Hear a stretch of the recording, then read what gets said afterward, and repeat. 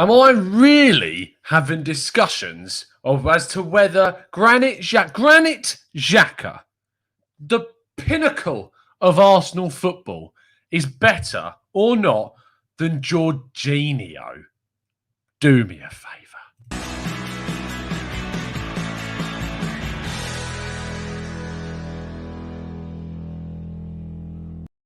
Hello and welcome to the Guendouzi Talk, back again with you guys for another show, for another episode of our Raw Reaction series show in which we react to the latest Arsenal news, talk about it with you guys in our fantastic live chat, and yeah, break down some transfers which make you laugh. It's pretty much what we do on the show these days, and that's certainly the news that we've got for you today, because good old Mr. Jorginho is being linked with the Arsenal. Now, you couldn't quite put this more perfectly, could you? We'll go into that in a second. But first of all, I want to welcome you all into the chat. Thank you so much for tuning in. You're absolute legends, every single one of you. TGT gang in the house. And I want to say, first off, before we get kicked on with everything properly, yesterday's show, which I'm sure a few of you watched, where I did the announcement video about what's happening with me and my life and things, what's going on, the response has been unreal.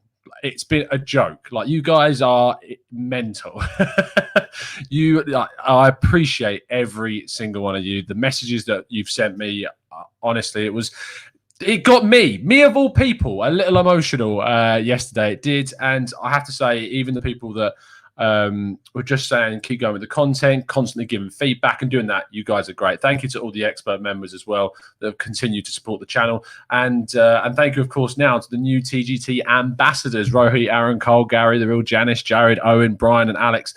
Thank you ever so much for continuing to support the channel. You guys are legends, and the Discord's gone off. To be fair, I didn't think it was going to be like this good this quick. But of course, if you're an expert member, you get access to our Discord server where myself, John, Drew, Owen, and some of the other guys are going to sign up, who are the TGT regular podcasters, are in this sort of massive WhatsApp groupie type Discord server. And just chat about Arsenal all the time, and it's great. And basically it's a live chat like we've got here, but all the time. So if you want to get access to that, expert members, sign up. I'm also tonight recording with Raf for your Plus Members Expert interview podcast, so that should be out fairly soon, probably tomorrow if the record does go ahead.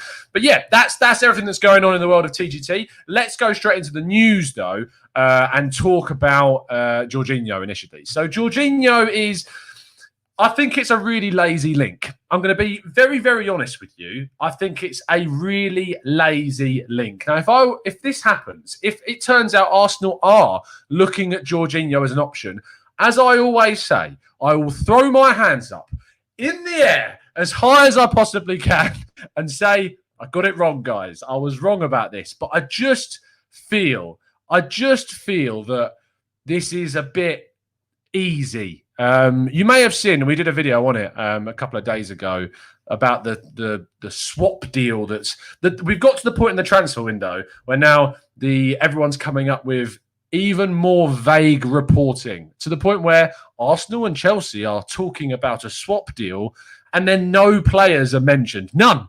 We can do reports now where we don't even have to give a player's name. That's the point where we're at in 2020 with football transfers, is that we can say anything and not even have to give a name and it becomes a story. So I personally think that this is kind of too good to be, not too good to be true in the sense that it's an amazing link, because it's not. I'm not a big fan of it, but it is easy. Manveer there says it's easy. That's why it sounds true. Exactly. And I think the main thing, as Jonas points out in the chat, is because we've got this link between Guendouzi wanting to leave, which is the next thing that we were going to talk about. So let's just quickly throw that up from our good boy Z. Where is he? Here we are.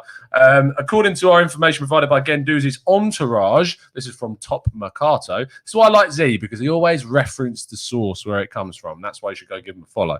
Which confirms the revelations of certain English media, has asked the Gunners management to let him go by the end of the summer transfer window set for October 5th. So I think that when you've seen that Arsenal have been linked in a possible swap deal, and you're sitting there thinking, what story can I make up today? Well, Jorginho is a midfielder. at Chelsea. It's not going to be Kante. I very much doubt that they would try to link Kante.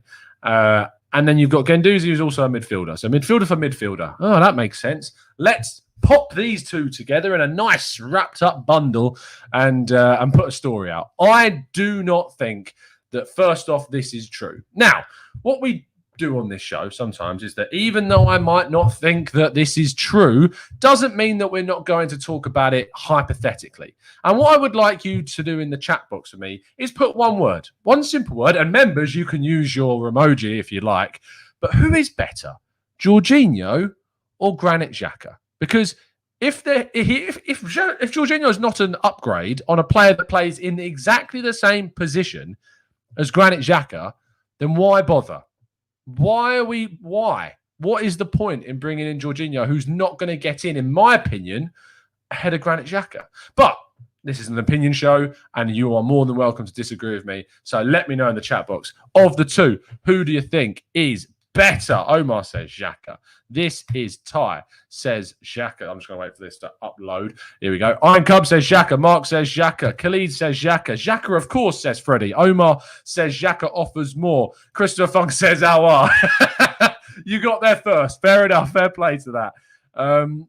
Kene says Jorginho. Deary me. Ronnie says the Jack. Is it? Come on, members, you've got access to use your Xhaka emoji. Come on, guys. Let's get your Xhaka emoji in the chat and throw up on the screen. Using those emojis, guys. Jesus. It's almost like you've not been members here for a long time. Khalid says Xhaka. Ahmed says Xhaka. Vesley says they are equally worse than Partey. Wow, it took, 6 minutes and 27 seconds before we got a Partey link on a show that I wasn't planning to talk about Partey today. But there you go. It just took 6 minutes. Both similarly talented. Zamir says Jobaslai. Cheeky boy.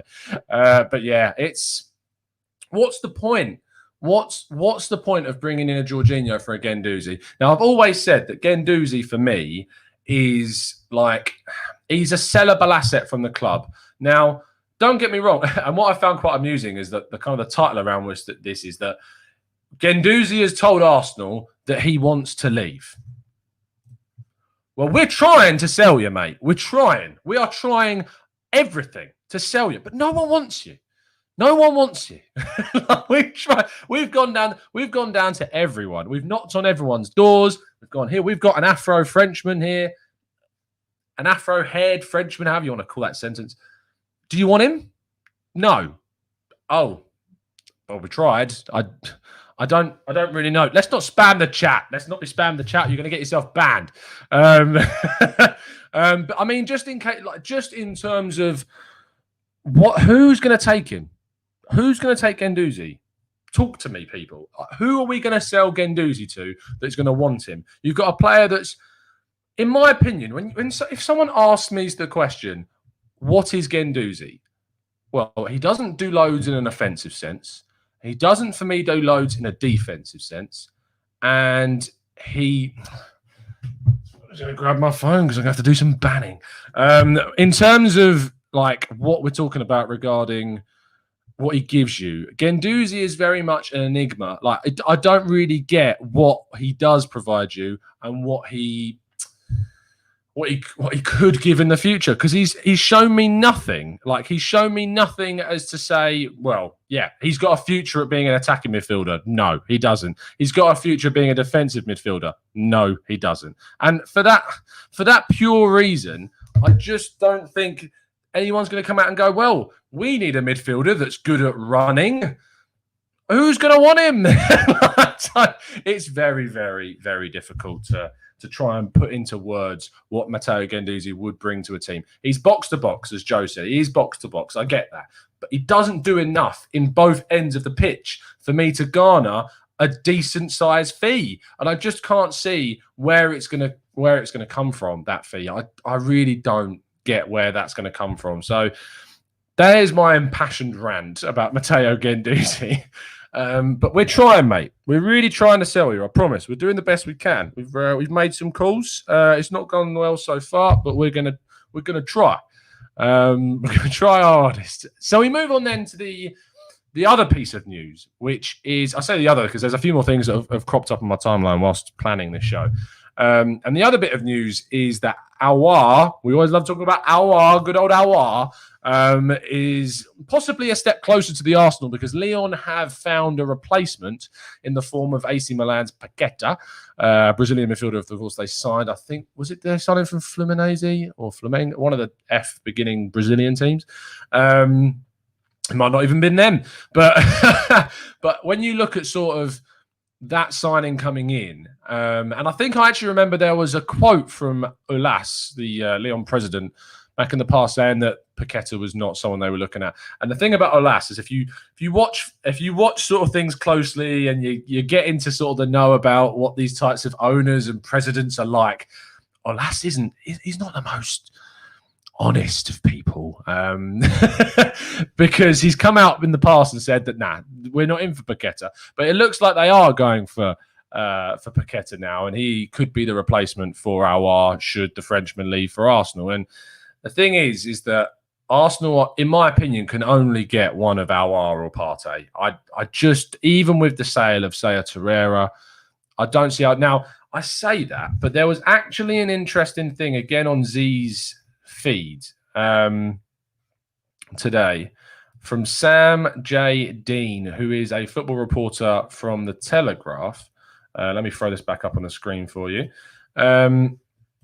So it says an obligation for Atletico to buy Torreira at the end of the loan would represent something of a compromise between the two clubs, and Arsenal are understood to have hope that they could even strike a similar deal for Partey.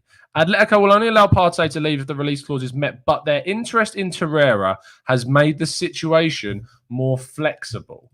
Now, that's interesting because, as I said, I only could see Arsenal ever getting one of those two players even if we sold players. But if you factor in a possibility of getting a Thomas Partey on loan with an obligation to pay 50 million euros at the end of this season, then that would change things. That would mean that both players could definitely be possible and could definitely be a reality. Getting in Partey on loan and then making an obligatory purchase at the end of the season, and then spending the actual money that we've made this summer from Martinez's sale, from possible sales of Mustafi or Socrates or Holding or whoever else, could go on Aouar. Now, in my opinion, you have to prioritize Partey. You have to prioritize Partey 100%. He's more transformative. What he does for the team is so key. I mean, the amount of times that we sort of talked about what Partey does for Arsenal. I wrote an article on it for 101 that I would definitely implore you to go and check out. Talking about Thomas Partey, let me see if I can try and find it and I can throw it up for you guys. But on 101, here we go. On 101, the article I put up about what Partey would bring to Arsenal, if you haven't checked it out, please do. It should be on your screen now. And I go into kind of talking about what he can provide and the way that he kind of takes the ball out from the back, that he violently breaks ahead and eventually puts Atletico Madrid into a position where they were on a defensive side of things and then moved into a position on the pitch where they can create something. So I think that he's the priority. He should be the priority. He should be the one that we go for. But whether or not that actually happens is another thing. Something that's quite funny that I want to show you is this is Thomas Partey's shots. Now, he took in 2019-20 in 3 competitions, being La Liga, Champions League, and Copa del Rey, 48 shots. Okay, this is quite a funny fact. 48 shots Thomas Partey took during that season. He did 42 of those from outside the box. Okay, so he does like a shot from outside the area. I wonder who that reminds you of, Mr. Granit Xhaka. So imagine that. You've got Granit Xhaka and Thomas Partey just smashing balls from outside the box of the opposition keeper. But what's funny is of the 6 shots that Thomas Partey had inside the box all season, in those 3 competitions, he scored 3 of them. So of those 48 shots, he scores 4. 3 of those shots are from inside the box, and only 6 shots were taken. So if he's ever inside the box, Thomas Partey is one of the most lethal goal scorers on earth. Like, that is the ridiculous level that we're at with Thomas Partey right now, is that he scores 50% of the shots that he takes inside the box. How mental is that? So, yeah, please do go check out the article. It's quite a good one. I'm quite proud of it. Go check it out. It's an interesting read. It's on the 101 website. It's on I've retweeted it from the at the Guendouzi TV Twitter feed as well. So make sure you check that out. Let's go through some more of your comments before we wrap today's show up. John P says Partey is an absolute game changer for us. Matt Alexander says, who would you sacrifice, or how would we rather sacrifice, if we got both Aouar and Partey? And Michael Headley points out that Ceballos, because he's not our player. And I think that is an excellent point, is that I love Ceballos. I considered getting Ceballos on the back of this beautiful shirt right here. But I'm probably not going to get anyone on the back because I just can't face having that much pink on my shirt. I quite like the pink, like in like the trim and the stuff. But I think having like a massive number on the back, like, it's very nice. Don't we think? I think this is one of the nicest shirts that Arsenal have ever had. But something like massively pink on the back of there, I just don't know. I just can't really get behind that much. Maybe it's my insecurities. Maybe that's what it is. But yeah, I think that Ceballos is definitely the person that would make way. And to be honest, it's kind of, the point about him not being our player is important, but it's important also that we have depth. We need to go far in the Europa League. I have great hopes for the Premier League this season. Don't get me wrong. I really do. But the Europa League is an easier route, in my opinion, into the Champions League this season, because across two legs, Arsenal should, and quote me on this, should is the key word, be beating most of the teams that go into that competition. We should have beaten Olympiacos. We should beat the winning team from last season, Sevilla. We should beat the other finalists, Inter Milan, in my opinion, over two legs. And it comes down to that final, where obviously I think we were unlucky to come up against a Chelsea side that just had our number on that night. I think that Europa League final, I mean, don't get me wrong, the Champions League final was horrific, and losing that game was, I was only 11 or 12 years old I was when that game happened. So I still wasn't sort of coherent and old enough yet to really feel the emotions of a loss, especially as an adult. But that Europa League final, especially going with Judges and the guys and Lewis, etc., to London and to watch it in a club.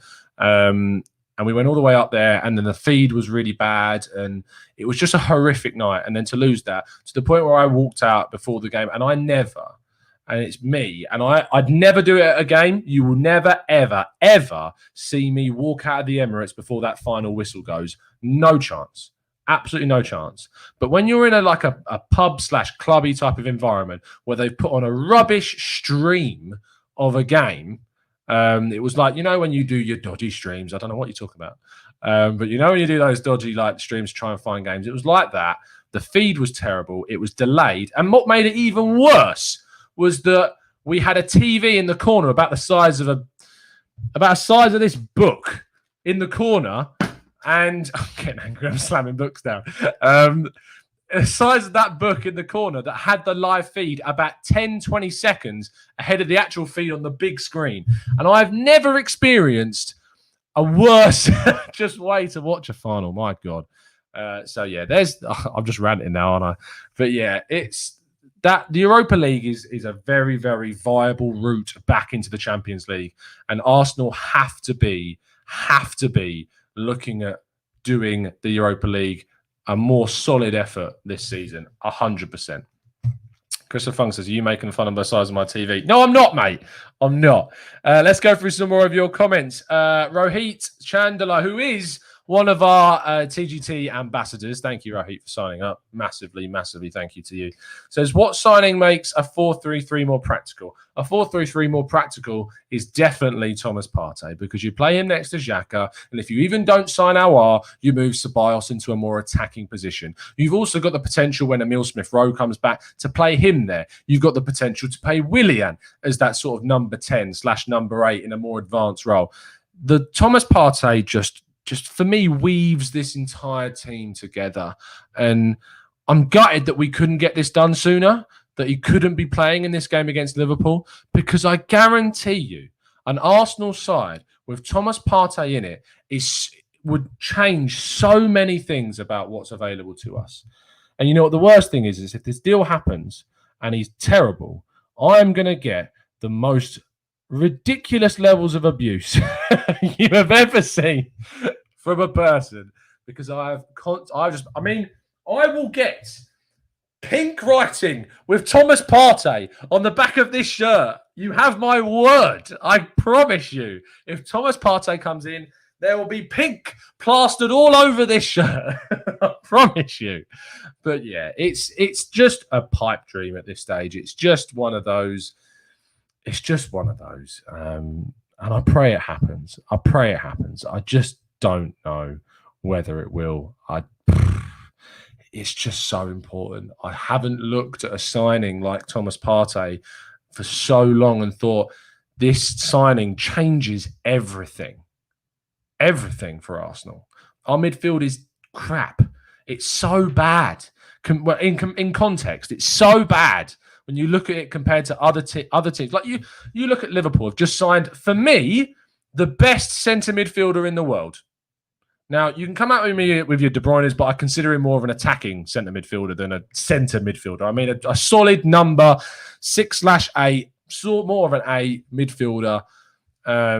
And Thiago for me is the best by far. It's just unreal how underrated Thiago Alcantara is in my mind. And Liverpool have got an absolute. You'd think that the champions can't have another game-changing signing, but they have. They've gone out and they've signed Thiago. Unreal, absolutely unreal. You look at them and they've now got him. They've got Fabinho. They've got Wijnaldum, Oxlade-Chamberlain, Henderson, who was voted as one of the best players last season in the league. And I see why, because he's critical to that team. No matter what you think of him as an individual, he's critical. Manchester City have got Fernandinho, you've got Rodri, who I look at as one of the best defensive-minded midfielders, not just in the UK, but in Europe easily. You've got Kevin De Bruyne. You've got Phil Foden coming through the ranks. I know he's playing more wide at the moment, but you've got just so much talent in that team. You look at Manchester United have gone out and got Bruno Fernandes, which I still hate talking about because I hate what's going to become of him, and I hate what the opinion of Bruno Fernandes is going to be, quite rightly, because he's already being infected with this United cheating to get penalties, and I can't stand it. But I loved Bruno Fernandes at Sporting. I've got a Sporting shirt with Fernandes on the back I could never wear again because of this, because he's gone and blooming joined Man United. So that sucks. But they've got Paul Pogba, who is a player that divides so many opinions. But when he plays for France, he's just a different player. He's unreal. And he's such a good midfielder. And he's so mistreated at Manchester United. And I wish that he was somewhere else. I wish he was still at Juve and I could like him. They need another midfielder, in my opinion. They've got Fred, who just hasn't kind of clicked since moving from Shakhtar. But in my opinion, their midfield with Pogba and with Van der Beek now as well, and of course with Bruno, is a better midfield than us. It's a better midfield than us. There's no disagreement about that. You look at Chelsea, have just signed bloody Kai Havertz. They've gone and got him. They've got Jorginho, who I know I don't rate as highly as Xhaka, but he's consistent for them. They've got N'Golo Kante. They've got Barkley, who came from Everton, that's done okay. He's just a good depth player for them. And when you've got Havertz, who can play at 10, and I hopefully will play at 10, I say hopefully, I don't want him to because I don't want them to do well, but I don't want to see Havertz mistreated in a Chelsea side because I just see such a special player. But you look at him and you look at N'Golo Kante and you look at Jorginho, and that's a better midfield than what we got. It is. It's just frustrating that Arsenal have got such a weak link in the midfield. And it's why I've been so pressing and so on it about Thomas Partey, because I just feel that he just changes things for us. He just adds there's nothing little about it. He adds technical skill. He adds intelligence on the ball. He adds the correct amount of timing. He adds the ability to beat the press. He adds the ability to win balls in our own half and in the opposition half. He goes out on the daily against Barcelona and tackles Messi all the time when they come up against them. You watch a game of Atletico Madrid against Barcelona and Partey bosses those games. He's imperative to Atleti's chance of picking up points in those games. He is, because he's a big game player and he does it on the biggest stage. So yeah, there's your 5-minute loving fest of Partey. A Blue Whale says, I hope they all flop, Tom, and then go somewhere else. I think you're talking about Fernandes and that and Havertz. I know you are. I don't. It's a really conflicting situation because can you imagine if Marco Asensio ended up at Liverpool, which at one point was there was one point a link for Marco Asensio going to Spurs. Can you imagine what I'd have to do if Marco Asensio went and joined bloody Spurs? Are you mental? And then if Dominic Szoboszlai ends up at anywhere other than Arsenal, I'm going to be so fuming. I've watched Sadio Mane leave the Bulls and go to Liverpool. I've watched Naby Keita leave the Bulls and end up at Leipzig and then go to Liverpool. I've seen Upamecano leave the Bulls, go to Leipzig and maybe end up at Man United next season. I'm sick of seeing players that I love watching come through the ranks in Austria and go off and play for anyone but Arsenal. Anyone. Werner, of course, was at Stuttgart, went to RB Leipzig and is now at Chelsea. And, of course, I kind of follow through to the RB Leipzig. If you were going to ask me what my German team is, I suppose because of my love of Red Bull Salzburg that I do have a little bit of a liking towards Leipzig just for the association, more so due to the players that are there. I'm so sick of seeing the Bulls players go over and playing for our rivals. I'm sick of it. Why can't Arsenal go out and sign some sick? Why did we not go for Hannes Wolf? Why? Why did we not go for Conrad Lima? Why do we not go for these guys? Look, if Arsenal need me to go and move to Austria and go live there and be a scout for Arsenal just for Red Bull Salzburg or anyone in Austria, I'll do it.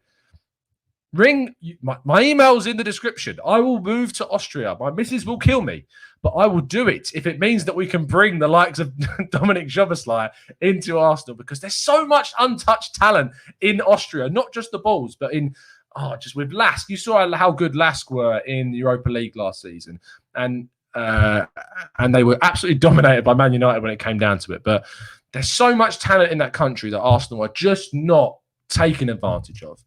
And yeah, I mean, it used to be, if any of you guys watched me back in the day on ABW, there was one player that I'd love way before I was aware of Asensio, but David Alaba. I used to love David Alaba. I still do love David Alaba. And I love watching the Austrian national, less so when Arnautovic plays. I'm not his biggest fan. But like David Alaba, he was just that player that I was like, we need him. Like he transforms Arsenal, David Alaba. He's so versatile. But yeah, oh God, Don Juan, stop showing off. We get it. You know the other leagues. Brilliant. Vesley says, haha, and suddenly Tom goes Spurs daily. Yeah.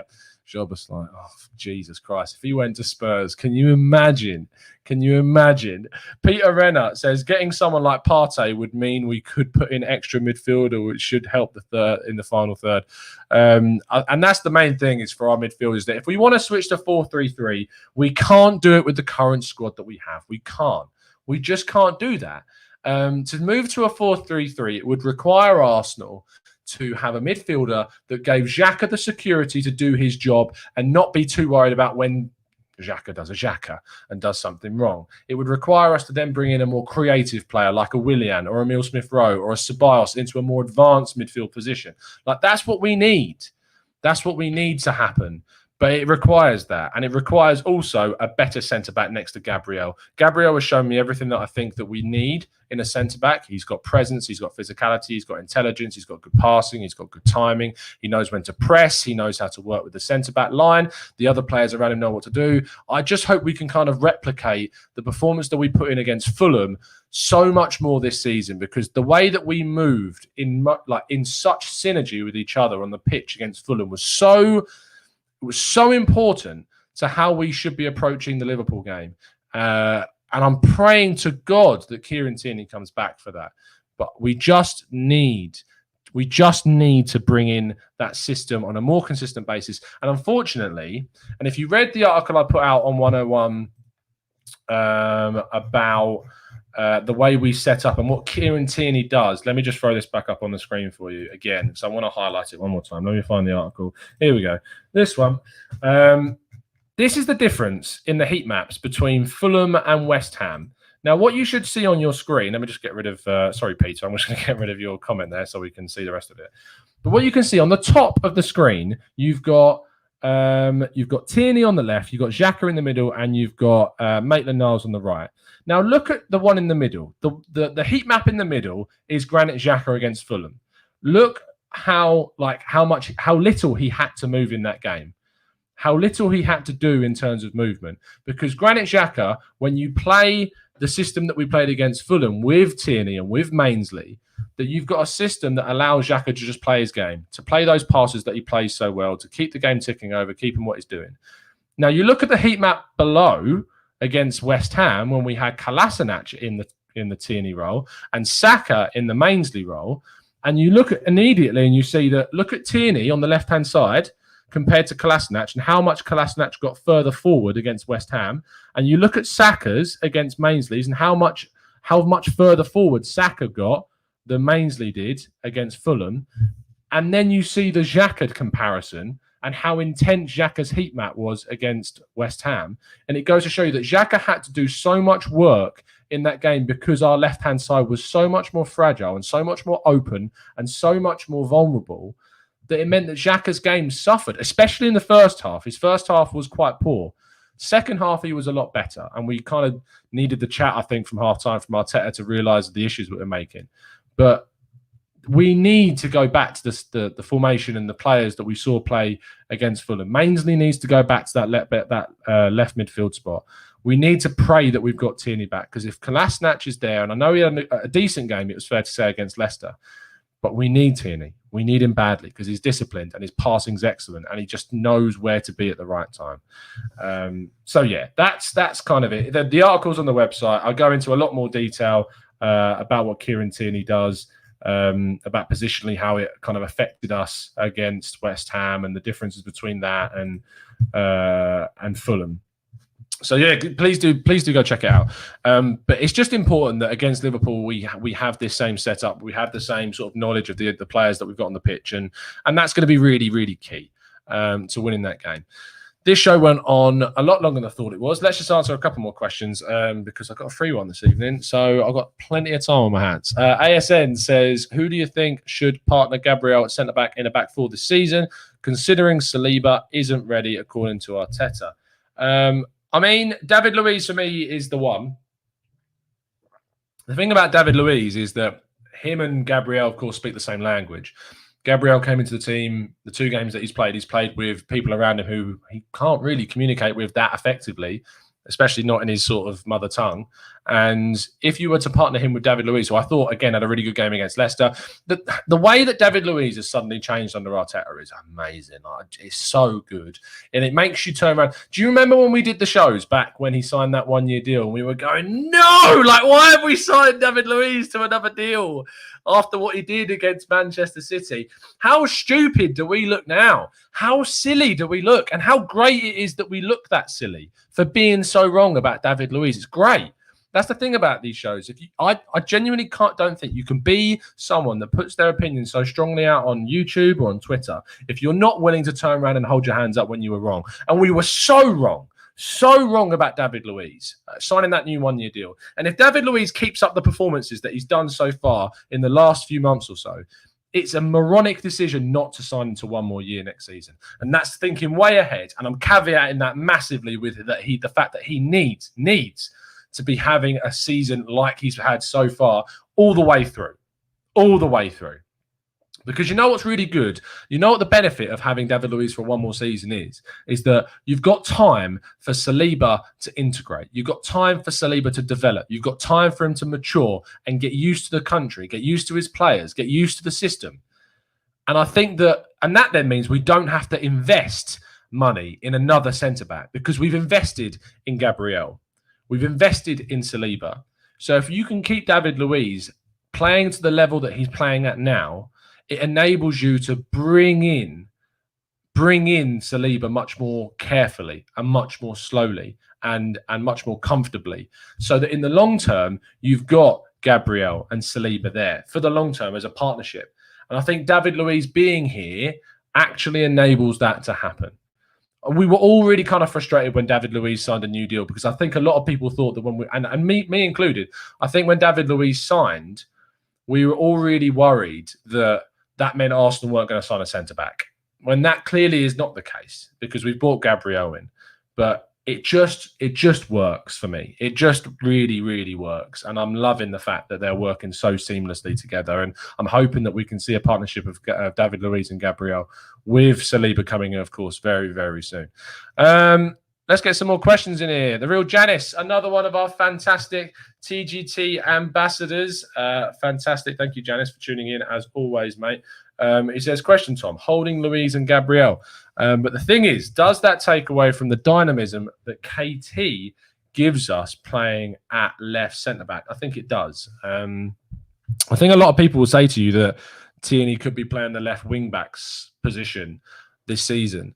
Now, I have an issue with that. The issue with that I have is that Tierney playing at left centre-back means that we're able to play in a really kind of fluid way, yet keep our shape, in that when we attack, Tierney can push forward and Xhaka can drop into that left centre-back spot. When Kolasinac plays there, it's not as seamless. It's a little bit more laggy. It's a little bit more congested. And I don't really think it's a viable option to play Kolasinac there in the long term if Tierney was out. I think we'd have to try and maybe push the 4 at the back a little bit earlier. But if Tierney's back soon, then yeah, continue with him at the left centre-back, mate, because it's so key. And I think Gabriel can play that centre sort of the 3 really well as well. I think he can do that.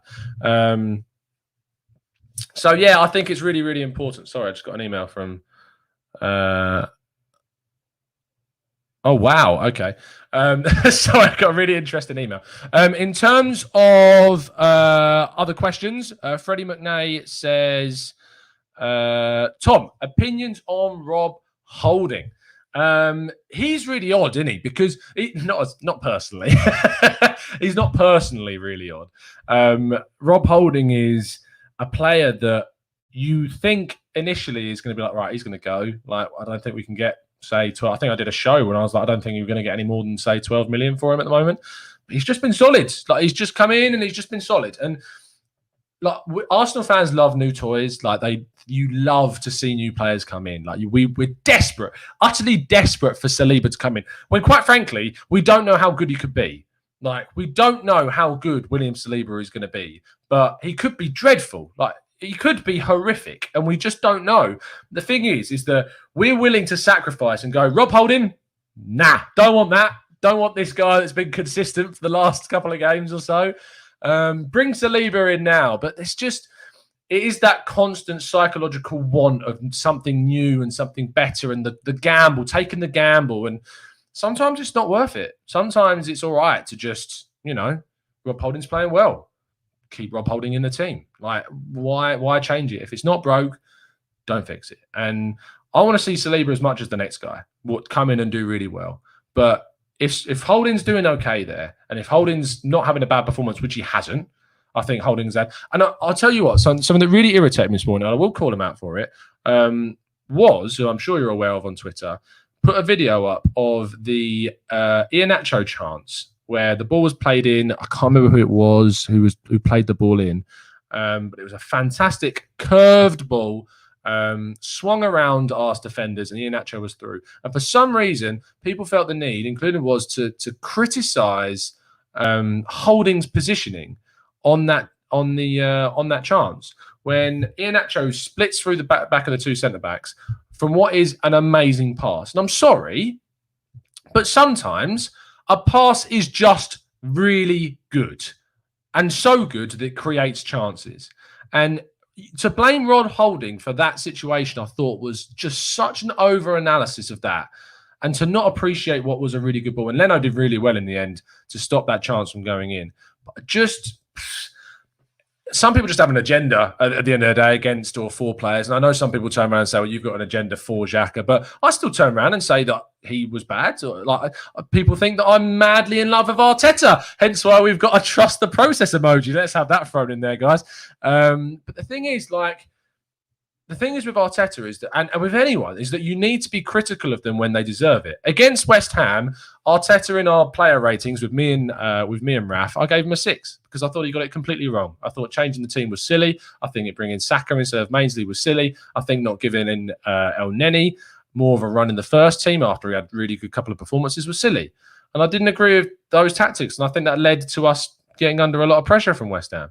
So it's all about, honestly, just saying what you think and making sure it's level-headed. And if you think about it enough, usually you come to the right conclusion. Just try and think logically at the end of the day. So there you go, Freddie. There's my really sort of long, elongated chat about Rob Holding, which I hope you've appreciated for sure. Question, says Anthony Michaels. Someone tell me what Aouar does in front of Xhaka, El Neni that Ceballos couldn't do in front of Xhaka and Partey. It's a good question. Someone tell me what Aouar does in front of Xhaka and El Neni that Ceballos couldn't do in front of Xhaka and Partey. I suppose the thing with Ceballos is that he used to be a sort of 8/10 at Real Betis. He was the guy that would find the spaces between the lines. He would pass between the defenders and try to get the ball through to Ruben Castro. And he did it really well. Like he had some really, really top performances for Real Betis. And the thing is, ever since he's moved to Real Madrid, he's slowly and gradually just kind of gone further back and further back and further back to the point when he joined to Arsenal and he's become kind of a 6'8", where he plays deep, he picks up the ball from deep positions and he runs forward. Now, I still think, Anthony, that Ceballos can play in a more advanced position on the pitch. And I think he can do that if he's given the amount of freedom necessary to do that. The issue is that Aouar is not the type to give you as much defensively, but he's more creative. He's more risky. He takes chances. He puts some really fantastic one-touch passes. He finds space. Ceballos likes to be close to players sometimes. He enjoys the threat of being in a tight space. It's very Spanish. Spanish players, you look at the tiki-taka style of Pep Guardiola's reign and of the Spanish team that won the Euros and the World Cup. You go and watch those games back. They loved passing to players in really tight spaces because they could work the ball. It's a very Spanish thing. And the thing with Aouar is that Aouar finds space in in positions which you would expect there to be none. And he does it really well. If you go watch the I'm going to plug myself again. But if you look at the article that I wrote for 101 about Aouar, if I can find it, scrolling down, here we go. The article that I wrote about Aouar, when we looked into sort of his spaces and how he deals with space, it's his heat map, that's his positioning. So this is one of the pieces that I'm talking about here, that he can find space in the areas of the pitch where you wouldn't expect there to be space. And he does it really, really well. And that's something that I don't think Ceballos is good at, purely because of the way he's developed, purely because of the way he's been brought up in La Liga, where you're given a lot less space. And I think that when you look at what Ceballos could give, he could be great.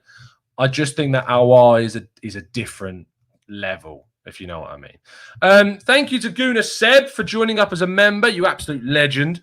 You've joined the TGT gang, the TGT gang. And thank you ever so much for doing so. And also thank you to Baz, the fantastically named Baz, for joining up as well. Thank you ever so much. Janice says, send us a link to the article, someone. If you just go on, hold on, I'll be able to do it for you. This is the link to the article going into the chat box right there. So when you're thinking about, like what types of players are going to benefit Arsenal the most, I think that Aouar just gives you so much more space in those kind of advanced areas, and that's something that Arsenal have sometimes lacked and needed. Now, it would be unfair of me not to kind of go the other way and look at on the other side. The biggest problem with Aouar, and from speaking to people that watch him week in, week out, like Jeremy Smith, who comes on the show and does the tactical breakdowns of French footballers, the thing is with that is that, sorry, is there a lot of spamming going on in the chat? If there is, I will try and do my best to get rid of it. Just point it out for me. If you've got a player that's as inconsistent as what Aouar is, that's the biggest risk with the player. Aouar is not a consistent player yet.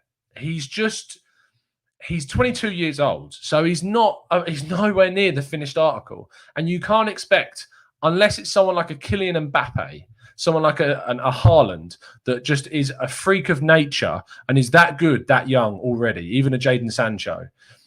Aouar isn't on that level of young player. He is still going to have inconsistencies in his game. That's why he's going for 40 to 50 million euros, not the 100+ million euros that the players I've talked about have been rated. That's the difference between those guys. And if you sign Aouar, you're going to be getting an amazing talent that has shown world-class potential on the pitch already at the top of his game in the Champions League against Manchester City. And this is why I always go back to the Partey thing. It's because the thing with Partey is you're buying a 27-year-old midfielder that is excellent and does so many things so well. And that is what Arsenal need to prioritise at the moment. We need to get back into the Champions League. We can't afford to wait. We need to buy players that can come in straight away, hit the ground running. And that's why you need to prioritise Partey over Aouar, because the consistency of the Frenchman is questionable. Now, I'm not saying that he's not worth 40 to 50 million euros. He is. He is that good. He's Lyon's best player. And if he could maintain the quality that he has on a consistent basis, you've got a player that's worth upwards of 70 to 80 million euros easy. The reason why his price is as it is because he still does have inconsistencies in his game that he needs to work out. And that's important. But Arsenal need to prioritise Partey. It is so important. I'm not going to repeat myself because I've sat here for 45 minutes now and said how important it is that Partey needs to be the number one choice. And that's it. Rydog says Partey is getting built up like Vieira and Gilberto in one, and he's not. No, he's not. He's not Gilberto and Vieira in one. If he's closer to one than the other, he's closer to a Vieira than he is a Gilberto Silva. And I've always said the main position that Arsenal have never replaced is Gilberto Silva. You can keep your Vieiras, you can keep your whoever else. Gilberto Silva is the player that Arsenal never replaced. They never got a player that sits in front of the back four and just does that job like Gilberto Silva did. He was one of my favourite players. He was my favourite Invincible. I've got him on the back of a shirt. He was so underrated by so many people, Gilberto Silva. Now, Partey isn't that. Partey isn't the guy that's going to sit in front of the back four and protect them for 90 minutes. He's not going to do that because he loves being on the ball and he loves driving the ball forwards. And he's closer to a Vieira because he's more of a centre midfielder than he is, in my opinion, a defensive midfielder. And I think that it's just for me, I hope that makes sense. Yannick, I know you're saying you're laughing. You can keep your Vieira. You can. I just love Gilberto Silva. That's just where my head was. I'm not saying Vieira was a bad player.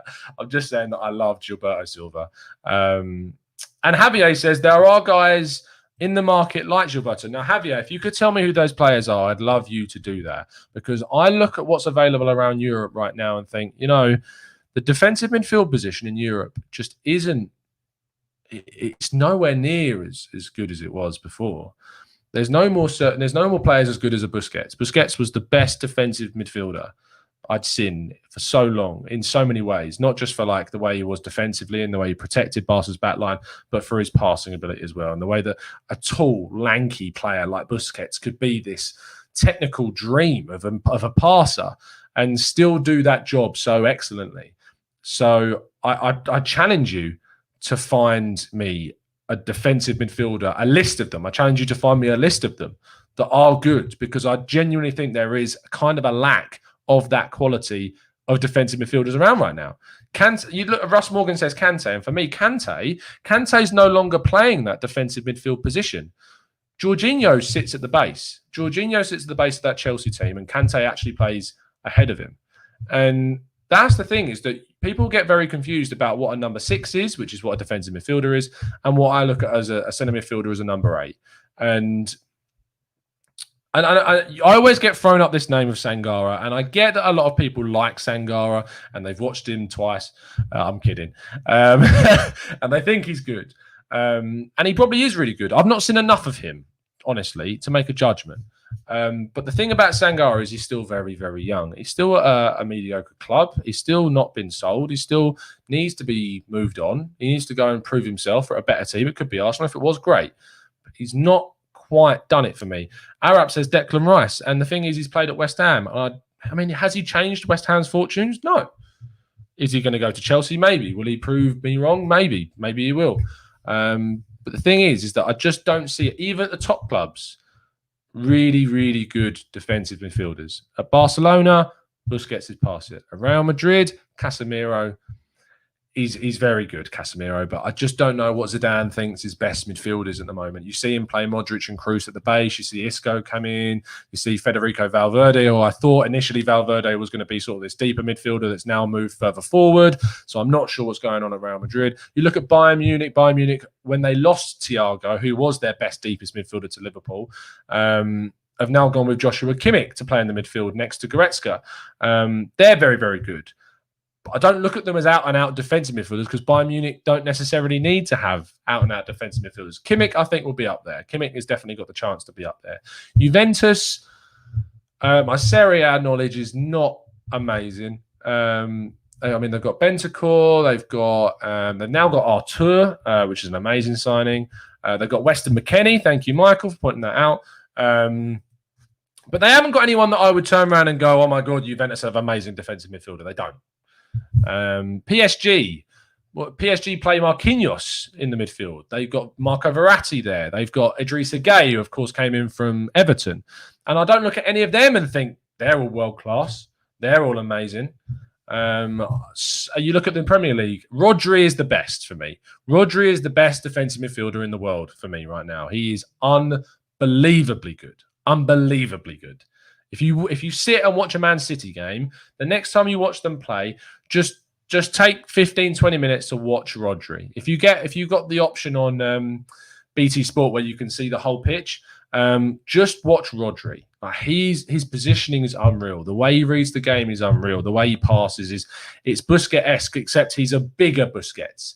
Inzo says Saul. The thing about Saul is that he's not really played that position anymore. He's been put further forward. He's been put in wide positions.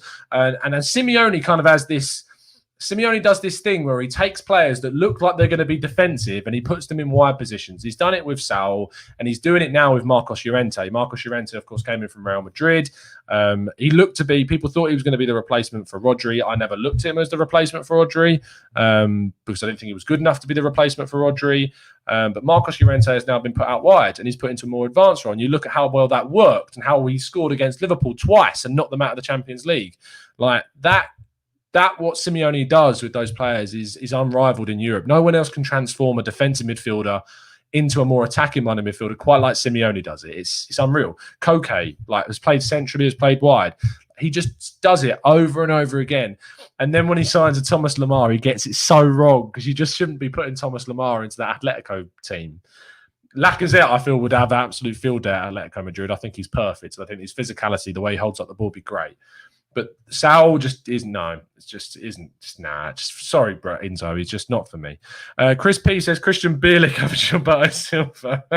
The thing about Bielik is that I was gutted to see Bielik go because I watched him. Everyone who watches the show knows my other half is a Charlton fan, and we went to the playoff final, and Bielik was man of the match in that playoff final in Wembley. And I actually thought that there was a chance he could come back. Arsenal ended up getting about 10 million quid for him. But yeah, it was going,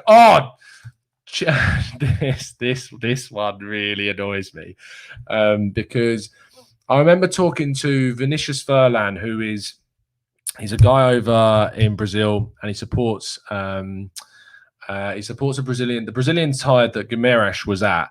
And when Guimarães was linked to Arsenal, I believe back in January, I watched this guy. I went on Wisecout and I watched the clips of him and I watched him back and I spent a couple of hours just watching back and how good this guy is. And Guimarães is going to be one of the best midfielders in Europe.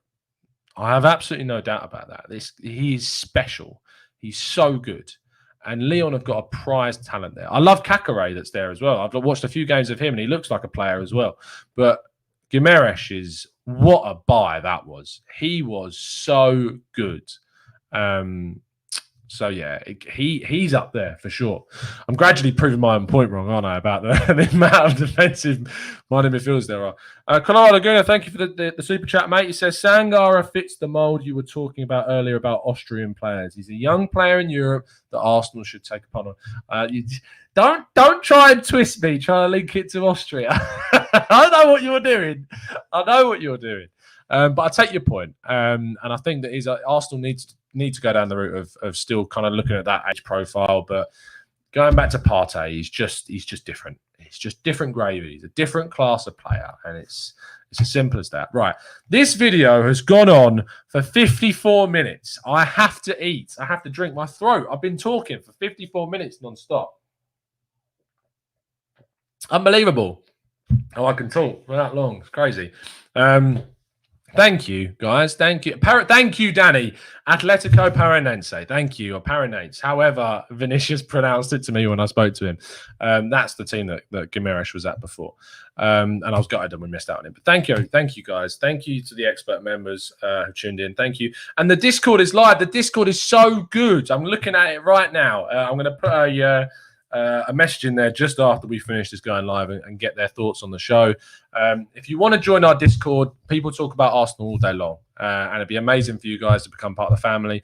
If you want to do that, you become an expert member. If you are an expert member and you're wondering how the hell do I get into this club of this Discord thing, if you go onto your YouTube homepage and you go onto the community tab, it should be there. In fact, I mean, why am I just telling you? Why don't I just show you how to do it? If I go on YouTube, and then I can show you how you get onto the community tab on the channel. Here we go. Clicking on here. Okay, so let's show you this. There we go. So there's the channel. So you're on the homepage, and this comes up on your phone as well. If you're ever wondering what to do in this situation, you go on the channel and you click on this one here, which says community and community. So this is a message that I put in. Into that, you can see it says members only, because obviously if you want to see some of the stuff that goes on this tab, you have to be a member to see it. So the guys that are members of the channel go into the community tab and they get to see this. So firstly, thank you for watching the announcement video. I was overwhelmed by the kind words. Honestly, it was amazing what everyone was saying about it. And then the link is there, so you can then join the Discord. So make sure that you do that. So come and join the Discord. So yeah, it's going to be fun stuff. It's going to be really fun stuff in the Discord. So become a member, come and access all of that fun stuff, and yeah. So I'll see you again very, very, very, very soon to talk with Raf, which I enjoy massively. So. And other than that, it's been a pleasure speaking to you, as it always is. And as always, up the Arsenal. Drop a subscribe and like, as always. Always forget that. Always.